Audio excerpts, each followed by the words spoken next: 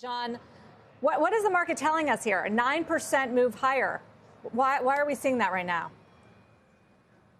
It's just terrific concern over the Ukraine situation, Sarah.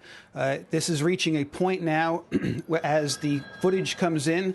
The timing of the EIA announcement today was ill-timed, because just as that came out, we saw that television tower area get struck by a missile, reminding this market that we are on a path here to greater conflict. And ultimately, the market is already starting to believe that oil will be sanctioned.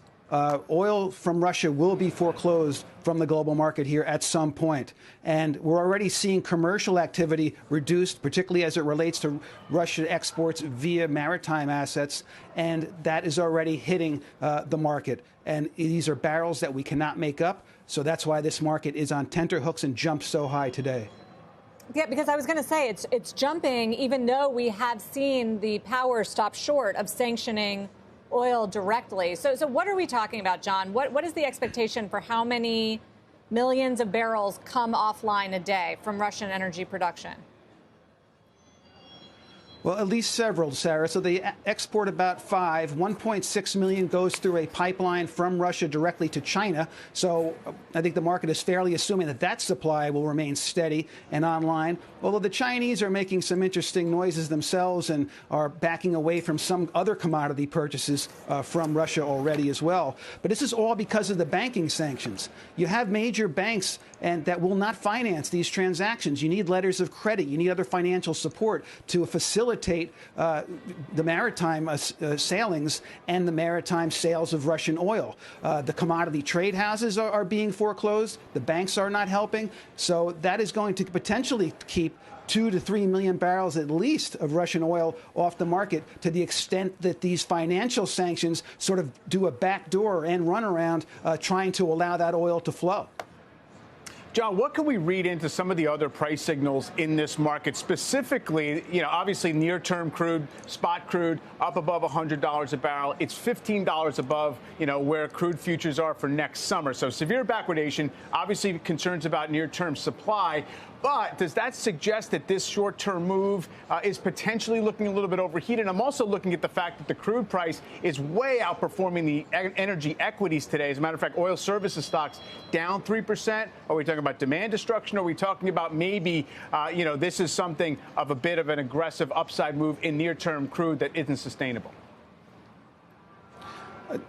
Great observation, Mike. It's exactly right. We're in a severe backwardation, which is a very bullish, hyper-bullish term structure for any commodity market. What it's saying is that there's a siege mentality right now. There's worries about potential shortages developing. And so every barrel on the market today is highly prized and highly priced now. What it's also telling you, though, is that to the extent there's any kind of diplomatic climb down from this, if there's any kind of easing of these tensions, then yes, the price could ratchet down to a great degree as quickly as it has ratcheted up.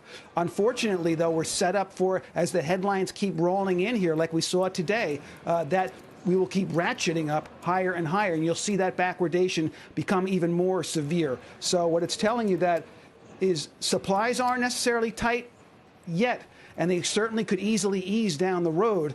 But for now, it's a siege mentality. So OPEC Plus meets tomorrow, John, to discuss options on policy. That typically includes Russia. What do you expect OPEC to do next?